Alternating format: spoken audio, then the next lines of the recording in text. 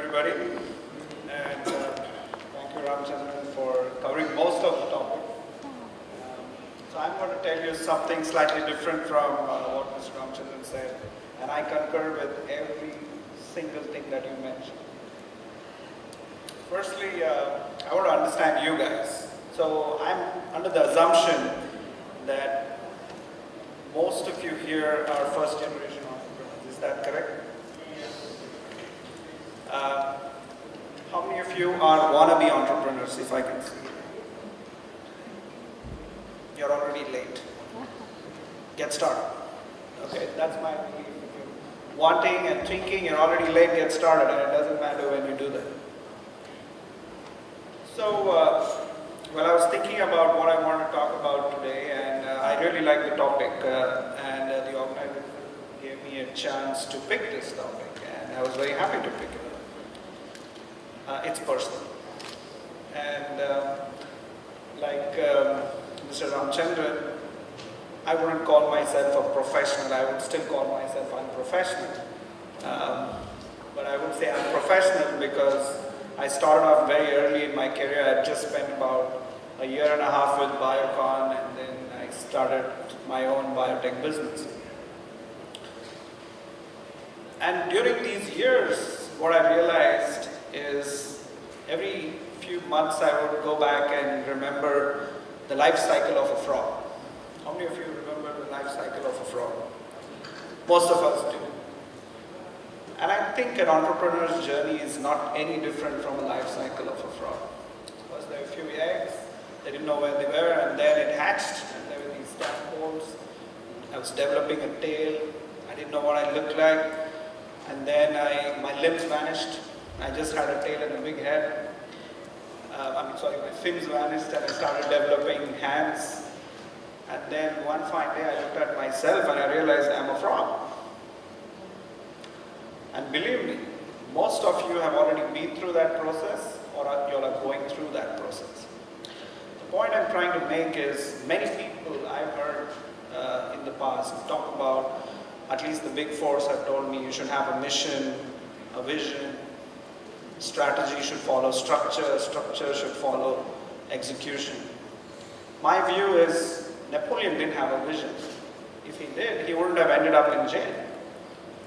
And I don't think any of us are so well thought out into the future that we can say what we would be or look like in 20 years from now.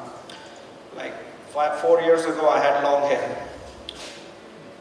And if you ask me then that I'm going to go bald, no, I didn't know that.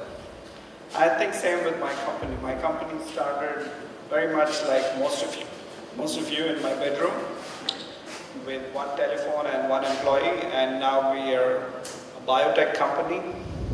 We do IP, we do R&D, manufacturing, quality, regulatory, commercial, marketing, and sales. So how do we go about doing this? I think the key is we have small battles, and we have to win these small battles. And every time you climb higher, your horizon changes. It becomes that much bigger. The first thing that I would ask myself, and I still ask myself, is why am I doing what I'm doing?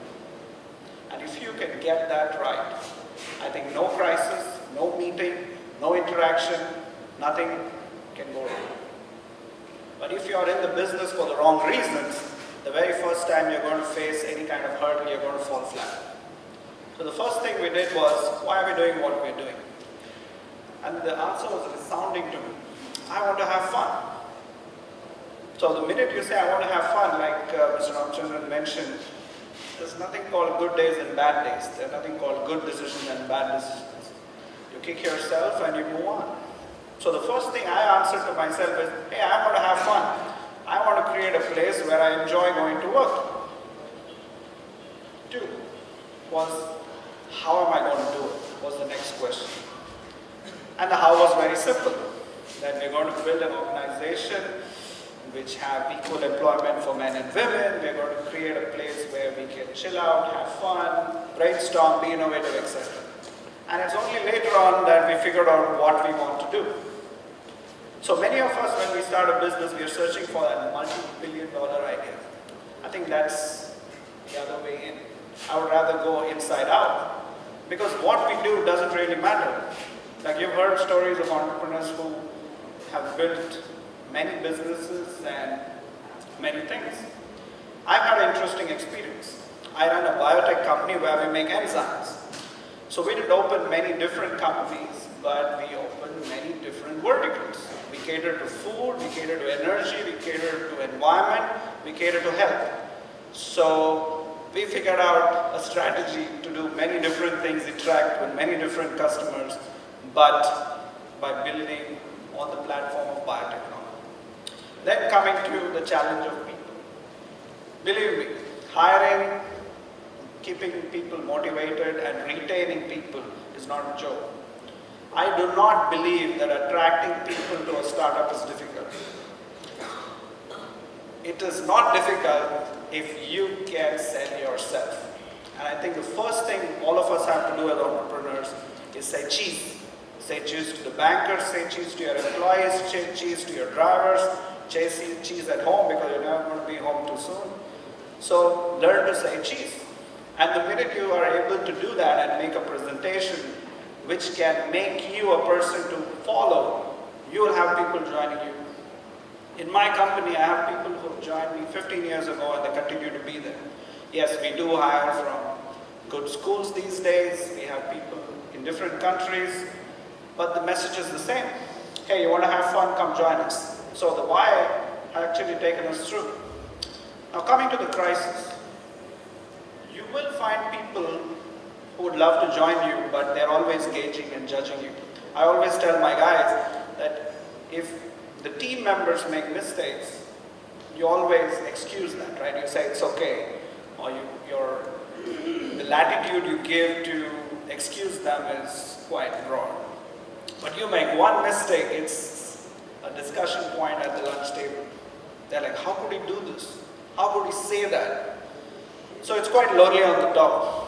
And I keep telling them this, like, how much latitude do I get? But then it doesn't matter, because you're in a journey where you want to have fun, and you're building a team which is expected to have fun. And if you want to really attract and retain them, you need to invest in your people, much more than you think. And because if you make a good investment in them, I guess they will make good investment going into your customers' faces. Because a happy customer makes everything happen. A happy customer is a happy employee. The other biggest thing that I always face is, how do I motivate myself? When there are no sales, or when the investor says, hey, if you fail, your reputation is at stake. Once again, I can't help but concur where he said, if I have done true justice to my job, it doesn't matter who's anybody else to judge us. So the point I'm making is, as an entrepreneur, whether it's in family circles or in professional circles, or your peers who are still in jobs, what they think of you is none of your business. So do not waste time thinking about what others think of you. I will focus on what I've got to do. Now when it comes to fundraising, it's a very interesting topic. Like I raised funds, I raised an early stage, and then I raised a PE fund. And it's been a wonderful journey, because the early stage is looking at the upsides. And the PE says, I don't want any downside. Now both of them on my board, nobody's exited. And I really don't know how to get them off the table now. But the interesting part is you learn so much interacting with them. They remind you that you have stakeholders and you're in the business to create value. And the best way that I can think of to motivate myself is to keep going back to the primary question. Am I happy doing what I'm doing? And if I'm not, I probably explain to my investors that, hey, I can't do this job anymore. So in terms of making decisions, sometimes we are in doubts too. You can't always get your decisions right. You'd love to have all the data points and make decisions. But I think 90% of our decisions are based on our past experience, and it expresses itself like needs and ways you never do. So sometimes I say that little prayer, Father, forgive me for I know not what I do. Okay? In India, we've been taught very well, right? Just leave it on the big man. So sometimes you've got to take that leap of faith. And the biggest thing that I've learned is never ever give up. How many of you have seen that frog and the crane picture where the crane is eating the frog, but the frog is strangulating the crane? And that's how I would look at myself. If there's a problem confronting you, you got to take it head on. The minute you start avoiding your problem, the minute you stop looking at your books, even if there's a loss, I think you have a problem coming. So the first thing you need to do is become really thick-skinned. And by being thick-skinned and having an attitude to never give up, I don't see why you want to do well. And in terms of time management, I believe on the other side, I do what I like to do on that given day or time. So if I'm not in a state of mind to have a finance meeting, I would rather postpone it for another day. And there's a reason for that. Believe me, every meeting your team is looking at you for you to have 100% concentration. And you have to make that call. And if you want to do that, you better have yourself in prime form. And if you want to achieve that, do what you feel like doing the best on that given day. Like there have been days I have not gone to work because I need to charge my batteries too. And it's okay. You don't have to say I'm the first servant every day.